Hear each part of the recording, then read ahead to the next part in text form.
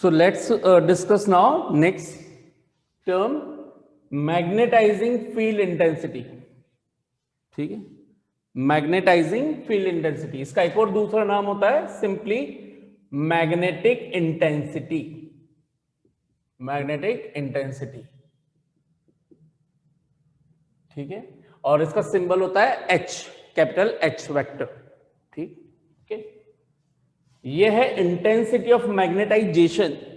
यह magnetising intensity या magnetising field intensity या मैग्नेटिक इंटेंसिटी, तीनों में से कुछ भी बोले एक ही बात है. मैग्नेटाइजिंग फील्ड इंटेंसिटी या मैग्नेटिक इंटेंसिटी या मैग्नेटाइजिंग इंटेंसिटी. क्या मतलब है इसका? तो मैग्नेटाइजिंग फील्ड इंटेंसिटी किसी मैग्नेटिक फील्ड की वो एबिलिटी है जिससे वो किसी मैग्नेटिक सब्सटेंस को मैग्नेटाइज कर सके. That ability of the given magnetic field through which it can magnetize a magnetic substance. कि एक मैग्नेटाइजिंग फील्ड किस हद तक गिवन मटेरियल को, गिवन सब्सटेंस को, गिवन मैग्नेटिक सब्सटेंस को मैग्नेटाइज कर सकता है, उस मैग्नेटिक फील्ड की एबिलिटी को हम बोलते हैं क्या? Magnetizing field intensity. Magnetizing field की वो एबिलिटी, वो इंटेंसिटी जिसके थ्रू वो गिवन मैग्नेटिक सब्सटेंस को किस हद तक मैग्नेटाइज कर सकेगा, वो उसकी क्या कहलाती है? Magnetising field intensity given by H, and it is defined as. अब यहां पे मैग्नेटाइजिंग फील्ड की चर्चा चल रही है, वापस आते हैं इस डायग्राम पे. इस जगह पर ये हमने आयरन बार ले रखा है, आयरन बार मैग्नेटिक सब्सटेंस, और सोलेनोइड ये हमारी स्प्रिंग है. ठीक है, इसके कारण मैग्नेटाइजिंग फील्ड कौन है? B not. बी नॉट किस वजह से प्रोड्यूस हो रहा है? What is the main cause of production of B not? Current. Current. Current. ठीक है, तो यही जो मेन फैक्टर है, इसी वजह से क्या ये मैग्नेटिक फील्ड जनरेट कर रहा है. मैग्नेटिक फील्ड हो रहा है तो ही क्या ये आयरन सब्सटेंस मैग्नेटाइज हो पा रहा है. मैग्नेटिक फील्ड आया तो ही तो मैग्नेटिक सब्सटेंस या आयरन नेल, करंट ही नहीं प्रोवाइड करवाऊंगा तो आयरन नेल इलेक्ट्रोमैग्नेट बनेगा कैसे? तो इसका मतलब करंट वो मेन फैक्टर है जिसकी वजह से कोई मैग्नेटिक सब्सटेंस मैग्नेटाइज हो पा रहा है. तो हम क्या बोले कि मैग्नेटाइजिंग फील्ड कि वो एबिलिटी किसकी वजह से आ रही है? इस टोटल करंट के कारण. तो बस ये डिफाइन कर दिया कि magnetizing field intensity is defined as the total Amperian turns. Total Amperian turns, मुझे बता सकते हो टोटल एम्पीरियन टर्न्स कितने होंगे यहां पर? N इंटू आई, Ni है ना, number of turns per unit length into current. तो इसी को बोल रहे हैं, Ni को ही बोल रहे हैं क्या हम? मैग्नेटिक इंटेंसिटी या magnetising field intensity. H is equal to Ni. N क्या है? Total number of turns per unit length into current in each loop. ठीक है, this is again a vector quantity. अच्छा, जल्दी से बता सकते हैं क्या मुझे कि what should be the SI unit? SI unit of H? Ampere per metre है ना, N upon L into I. Ampere per metre. Ampere per metre. क्या ये मैग्नेटाइजेशन या इंटेंसिटी ऑफ मैग्नेटाइजेशन ये भी एम्पियर पर मीटर ही है? वो भी एम्पियर पर मीटर ही. यानी कि दोनों एक तरीके से सिमिलर चीज को ही दिखा रहे, लेकिन ये सारी चीज डिफाइंड है सब्सटेंस के लिए. ये डिफाइंड है किसके लिए? जो खुद प्रोड्यूस कर रहा है. ये है प्रोड्यूसर और ये है जिसके अंदर इनहेरिट हो रही है चीजें, एक्वायर. यानी कि एक तरह का डोनर और गेनर है ना. ये डोनेट कर रहा है, ये एक्सेप्ट कर रहा है. तो यहां पर ये वाली सारी चीज इसकी एक्सेप्टर की जैसे चल रही है, ये डोनर की जैसे चल रही है. ठीक है, तो मैग्नेटिक फील्ड इंटेंसिटी फिर से is that ability of the given magnetic field due to which it can magnetize a magnetic substance. एक magnetic substance को वो जिस हद तक मैग्नेटाइज कर सके, और किस हद तक कर सकती है, एनाइड जितनी फैक्टर से कर सकती है। तो यही क्या कहला रहा है इसका H। तो अगर यहां पे Ni है तो क्या इसका मतलब रिलेशन मिल गया क्या मेरे को, H का रिलेशन मैग्नेटाइजिंग फील्ड के साथ। B not is equal to क्या लिख दूं मैं, mu not H. Mu not H. Not H, mu not H, where B not is magnetising field. ये मैग्नेटिक फील्ड नहीं है, मैग्नेटाइजिंग फील्ड, ठीक है। और ये H मैग्नेटाइजिंग फील्ड की इंटेंसिटी, यह है मैग्नेटाइजिंग फील्ड, ये उसकी इंटेंसिटी, ठीक। अच्छा साहब, ये एक वन ऑफ द फैक्टर हमारा नहीं मिट गया, पहले बता दीजिए। अच्छा, वही डायमेंशन फॉर्मूला भी क्या हो जाएगा इसका, A1 L-1 A1। ठीक है। कितनों को समझ में आ गई ये वाली डेफिनेशन भी अच्छे से। अब क्योंकि अगर आपको ये समझ में आ गया है, तो क्या मैं यहां पर मैग्नेटिक इंडक्शन का रिलेशन M और H की टर्म्स में लिख सकता हूं क्या? मुझे बता सकते हो क्या कि अगर ये Bm जनरेट हुआ है तो Bm कितना होना चाहिए? Bm should be is equals to mu naught n Im, yes or no? भाई ये भी तो करंट लूप ही, ये करंट लूप किसके हैं? सब्सटेंस के हैं, सब्सटेंस के चल रहे हैं। ये करंट लूप चल रहे हैं जो हमने वायर लिया था, ये कॉइल के करंट लूप्स हैं। और कॉइल के अंदर जो हमने एक शाफ्ट सब्स्टिट्यूट कर दी, उसके जो करंट लूप्स बन रहे हैं, उन करंट लूप्स को के उन करंट लूप्स में जो मैग्नेटिक फील्ड जनरेट हो रहा है वो Bm है। तो क्या Bm की वैल्यू म्यू नॉट NIM होनी चाहिए, यस और no? Yes sir। Yes sir। क्या NIM हमें पता है कहां गया, M होता है। तो क्या मैं Bm is equal to mu not M लिख सकता हूं?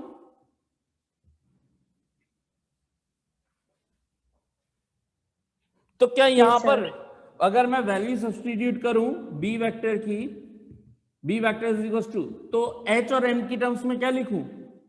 Mu not H plus H plus M। तो मेरे पास नेट मैग्नेटिक फील्ड जो एक्चुअल में होना चाहिए वो आ गया क्या, H प्लस M। ये होता है साहब total magnetic field, mu not H plus M, ठीक है। अब अगर मान लीजिए मटेरियल हटा दूं, तो मटेरियल हटा दूं तो क्या चीज गायब होनी चाहिए, H या M? M। M। समझ में आ गया? M मटेरियल के लिए है, H जो एक्चुअल में पहले मैग्नेटिक फील्ड जनरेट कर रहा है, जिसकी वजह से कोई सब्सटेंस मैग्नेटाइज हो पा रहा है। तो M हटाते ही मेरे पास कॉइल रह जाएगी, इसमें से मैंने ये सब्सटेंस हटाया तो बस मेरे पास कॉइल रह गई। कॉइल रह गई का मतलब म्यू नॉट H रह गया, म्यू नॉट H रह गया। म्यू नॉट H का मतलब म्यू नॉट Ni रह गया। डन। सब्सटेंस डालते ही मैग्नेटिक फील्ड में चेंज आ जाएगा, ये एक्स्ट्रा एडिशनल फैक्टर इसके साथ इंट्रोड्यूस हो जाएगा, ठीक है। नेक्स्ट हम बात करते हैं एक और टर्म की जिसको बोलते हैं ससेप्टिबिलिटी। ससेप्टिबिलिटी, और इसको जाई एम से रिप्रेजेंट करते हैं। ये एक्स नहीं, इसको क्या सिंबल रीड करते हैं, जाई एम, ठीक है। अब प्रोनाउंस करने के लिए या याद रखने के लिए जाई एम मान सकते हैं, उससे कोई फर्क पड़ेगा नहीं, ठीक है। तो ससेप्टिबिलिटी, अच्छा इसका एक और दूसरा नाम क्या हो सकता है, मैग्नेटिक ससेप्टिबिलिटी। तो ससेप्टिबिलिटी जनरल वर्ड है, सबसे ज्यादा यूज यही आता है। मैग्नेटिक लिख दो तो उससे और बाकी में मैग्नेटाइजेशन चल रहा है इसलिए हमने इतनी चीजें लिखी, वरना ससेप्टिबिलिटी सफिशिएंट है। ज्यादा से ज्यादा मैग्नेटिक लगा दो आप, और magnetic susceptibility, susceptibility.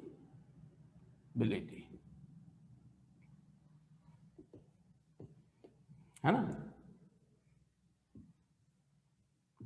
Susceptibility, okay. What is magnetic susceptibility, कि ये क्या चीज बताती है। अभी हमने पढ़ी मैग्नेटाइजिंग फील्ड इंटेंसिटी, कि मैग्नेटाइजिंग फील्ड किसी मटेरियल को किस हद तक मैग्नेटाइज कर सकता है, वो उसकी मैग्नेटाइजिंग फील्ड इंटेंसिटी कहलाई। ससेप्टेबिलिटी वो चीज है कि एक मैग्नेटिक सब्सटेंस खुद किस हद तक मैग्नेटिक प्रॉपर्टीज को एक्वायर कर रहा है, यानी कि खुद कितना मैग्नेटाइज हो सकता है। That is called magnetic susceptibility और simply susceptibility. What is, again repeat कर रहा हूं, व्हाट इज ससेप्टेबिलिटी, कि how much magnetism can be taken, how much magnetism can be acquired, can be taken by a magnetic substance is known as its magnetic susceptibility. Magnetic susceptibility का मतलब कि अगर ये substance है magnetising field के अंदर रखा, तो इसने तो ये तो इसको मैग्नेटाइज कर रहा है, लेकिन ये खुद किस हद तक एक्वायर कर पाएगा एबिलिटीज को, उसको बोल रहे हैं हम क्या, मैग्नेटिक प्रॉपर्टी को एक्वायर कर पाएगा, उसको बोल रहे हैं हम क्या, magnetic susceptibility. And it is defined as the ratio of intensity of magnetization या magnetization to the magnetizing field intensity. तो ये बताइए कि कोई भी सब्सटेंस जो मैग्नेटाइज होगा वो खुद के रेस्पेक्ट में होगा या कोई फील्ड होगा उसके रेस्पेक्ट में मैग्नेटाइज हो पाएगा। फील्ड पहले होना चाहिए फिर सब्सटेंस आएगा, या सब्सटेंस पहले होगा फिर मैग्नेटिक फील्ड आएगा। मैग्नेटिक फील्ड में रखोगे तब वो एक्वायर कर पाएगा, या एक्वायर पहले कर लेगा और वो मैग्नेटिक फील्ड बाद में आएगा। पहले मैग्नेटिक फील्ड के बाद पहले मैग्नेटिक फील्ड आएगा। तो इसका मतलब मैं किसके रेस्पेक्ट में इसको डिफाइन कर सकता हूं, magnetic field, magnetic field field है ना। मैग्नेटाइजिंग फील्ड के रेस्पेक्ट में कितनी मैग्नेटिक प्रॉपर्टी ये खुद एक्वायर कर सकता है, उसको बोल रहे हैं क्या, मैग्नेटिक ससेप्टेबिलिटी। बोलो ये डेफिनेशन कितनों को समझ में आ गई। जल्दी से ये बता दीजिए, what should be the SI unit. unitless, Unitless.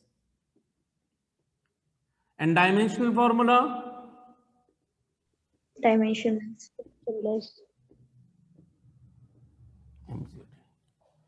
ठीक है। अब बस इसके बाद मैं एक दो टर्म और डिफाइन करूंगा, लेकिन पहले इस पूरे प्रोसेस को अलग तरीके से समझते हैं साहब, जिससे आपको याद रहे। क्यों? क्योंकि ये चीज समझ में तो सभी कुछ आ गया होगा आपको बहुत अच्छे से, लेकिन क्या होता है टाइम के साथ, टाइम के रेस्पेक्ट में वर्ड्स कंफ्यूज करते हैं हमें। अभी बहुत सबको लग रहा होगा यार एक तरफ है इंटेंसिटी ऑफ मैग्नेटाइजेशन या मैग्नेटाइजेशन पूछ लिया, एक तरफ मैग्नेटिक इंटेंसिटी पूछ रहे हैं या मैग्नेटाइजिंग फील्ड इंटेंसिटी पूछ रहे हैं। अभी तो याद है कहीं H की जगह M याद नहीं रह जाए, M की जगह H याद नहीं रह जाए। अगर मैं रब कर दूं और फिर पूछूं तो फिर से आपका दिमाग चौक हो जाएगा। अब इसको बिल्कुल नए तरीके से समझिए, मेरा वाला वे, ठीक है भाई। मैं आपको पढ़ा रहा हूं, मैं कौन हूं? मैं कौन हूं? Teacher, teacher, teacher. और अच्छा वे क्या बोलते हैं सोर्स, अंदर, कोचिंग वगैरह के अंदर? Bhanu sir, educator. और कोचिंग के अंदर भानु सर नहीं, फैकल्टी। क्या बोलते हैं? फैकल्टी बोलते हैं ना, physics faculty, chemistry faculty. Yes और नो? यस yes sir, और आप कौन हो? स्टूडेंट। आप कौन हो मेरे? student, ठीक है, तो फैकल्टी, स्टूडेंट। फैकल्टी का काम क्या है? टीच करना, education provide करना, नॉलेज देना, नॉलेज देना है ना, एजुकेशन प्रोवाइड करना, नॉलेज देना। स्टूडेंट का काम क्या है? Knowledge लेना। नॉलेज गेन करना। Very good. एफ का मतलब तो हो गया फैकल्टी और एस का मतलब हो गया स्टूडेंट। जो इनके बीच में एक्चुअल रिलेशन होना चाहिए वही रिलेशन यहां पर है। एफ का मतलब हो गया फील्ड और एस का मतलब हो गया सब्सटेंस। कौन सा field? Magnetising field. Magnetic. Magnetising field. और ये कौन सा सब्सटेंस? Magnetic substance. देखो फैकल्टी अपने में अपनी उसके पास जो भी एबिलिटी है, जो भी एबिलिटी, हर एक टीचर की एबिलिटी अलग अलग होती है, तो वो अपनी एबिलिटी का 100% दे रहा है। वो अपनी एबिलिटी का 100% दे रहा है। वो तो है मैग्नेटाइजिंग फील्ड इंटेंसिटी। क्या? जो फैकल्टी नॉलेज देगी आपको वो उसका 100% है, लेकिन तुम कितनी एक्वायर कर पा रहे हो वो तुम्हारी एबिलिटी है। तो तुम्हारी एबिलिटी है एस बोले तो ससेप्टिबिलिटी है। Magnetic substance susceptibility. तुम कितना रिटेन कर पा रहे हो? तो मैंने तो 100% दे दिया तुम्हें। अब ये तो तुम्हारे ऊपर है ना कि तुम उस 100% को एक्वायर कर पा रहे हो कि नहीं कर पा रहे हो। मैंने तो सोलेनोइड से 100 टेस्ला का मैग्नेट, इसकी एबिलिटी है 100 टेस्ला जितना मैग्नेटाइज करवाने की, लेकिन सब्सटेंस 40 टेस्ला से ज्यादा मैग्नेटाइज हो ही नहीं सकता। उससे ज्यादा मैग्नेटाइज हो ही नहीं सकता। इसका मतलब उसकी एबिलिटी कितनी रहेगी? 40%। यस और नो? Yes sir. ये है। Yes sir. तो यह है मैग्नेटाइजिंग, यह है ससेप्टिबिलिटी। क्या? कि एक सब्सटेंस कितनी मैग्नेटाइजेशन को ले सकता है, मैग्नेटिज्म को ले सकता है, होल्ड कर सकता है, वो तो उसकी susceptibility. So magnetic substance student, एक स्टूडेंट किस हद तक नॉलेज को गेन कर सकता है वो है उसकी ससेप्टिबिलिटी। एस से स्टूडेंट, एस से सब्सटेंस, एस से ससेप्टिबिलिटी। देन एक फैकल्टी, एक फील्ड कितनी नॉलेज दे सकता है? अब हो सकता है मेरे पास नॉलेज कम हो, तो मेरी नॉलेज 80% रह गई। मेरी नॉलेज 80% है, तो ये तो कंफर्म है कि तुम अगर मुझसे पढ़ रहे हो तो 80% से ज्यादा तुम गेन नहीं कर पाओगे। मेरी 100% है तो 100% से ज्यादा गेन नहीं कर पाओगे अगर सिर्फ तुम मुझसे पढ़ रहे हो तो, और कोई रिसोर्सेज की बात नहीं कर रहे हो। तो जो फील्ड की मैक्सिमम एबिलिटी है वो तो बोल रहे हैं magnetising field intensity H। Intensity of magnetisation क्या बना कि पर यूनिट वॉल्यूम के अंदर कितना मैग्नेटिक मोमेंट जनरेट हुआ। इतने सारे स्टूडेंट को पढ़ा रहा हूं, यूनिट वॉल्यूम में बैठे हुए मेरे पास सब एक रूम है 100 मीटर क्यूब का, उसके अंदर 200 स्टूडेंट बैठे हैं। पर यूनिट वॉल्यूम के अंदर कितने स्टूडेंट हो गए? 2। पर यूनिट वॉल्यूम के अंदर मैं कितना मैग्नेटिक मोमेंट डेवलप कर पाया? मैग्नेटिक मोमेंट डायरेक्टली रिलेटेड है मैग्नेटिक फील्ड से, तो कितना magnetic moment per unit volume में डेवलप हुआ? किसकी वजह से हो रहा है? मैग्नेटाइजिंग फील्ड की वजह से हो रहा है। किस में हो रहा है? स्टूडेंट्स में हो रहा है। तो हर एक को, कितनों को, मैं बार बार पूछता हूं, हाँ भाई सबको समझ में आया, सबको समझ में आया। तो magnetic dipole moment per unit volume, हर एक पूरे वॉल्यूम में टोटल मैग्नेटिक मोमेंट कितना डेवलप हुआ, वो तो है आपका क्या? Intensity of magnetization. ये डेवलप किस में हो रहा है? ये किस में डेवलप हो रहा है? स्टूडेंट्स में। स्टूडेंट का मतलब सब्सटेंस में। समझ में आई बात है ना? तो magnetic dipole moment per unit volume को, किसका वॉल्यूम चल रहा है? ये फैकल्टी का वॉल्यूम चल रहा है कि सब्सटेंस का चल रहा है? स्टूडेंट्स का चल रहा है? सब्सटेंस। सब्सटेंस। तो सब्सटेंस के लिए है ये। ठीक है, ये मैग्नेटाइजिंग फील्ड इंटेंसिटी ये किसके लिए? फैकल्टी के लिए, फील्ड के लिए, मैग्नेटाइजिंग फील्ड के लिए। ठीक है, फैकल्टी कितना रिसोर्स अवेलेबल करवा रहा है, ठीक है, उसके पास खुद के पास कितनी नॉलेज है और वो उससे मिलकर के टोटल अपना खुद का फील्ड कितना जनरेट कर रहा है, वो मैग्नेटाइजिंग फील्ड। उसके पास स्टूडेंट्स आ गए, उसने अपनी नॉलेज देना चालू किया बाय दिस फैक्टर Ni, जो भी उसके पास उसने पढ़ रखा था उसके थ्रू उसने अपनी नॉलेज देना स्टार्ट किया। स्टूडेंट ने उस नॉलेज में से कितना गेन कर लिया? इस फैक्टर में से Ni कौन? मेरी नॉलेज। मेरी नॉलेज में से कितना उसने गेन कर लिया, कितना गेन कर लिया हर एक स्टूडेंट ने। M susceptibility. सो कभी कंफ्यूजन हो तो थोड़ा बहुत इन चीजों को रिलेट करने की कोशिश करना कि हम क्या बात कर रहे हैं। मैग्नेटाइजिंग फील्ड का काम है नॉलेज देना, फैकल्टी का काम है नॉलेज देना, स्टूडेंट का काम है गेन करना। तो ये इसकी एबिलिटी है कि वो किस हद तक स्टूडेंट को अपनी नॉलेज प्रोवाइड करा सकता है, वो उसकी खुद की इंटेंसिटी हुई। ये किस हद तक प्रोवाइडेड नॉलेज को गेन कर पाएगा, ये इसकी खुद की इंटेंसिटी हुई।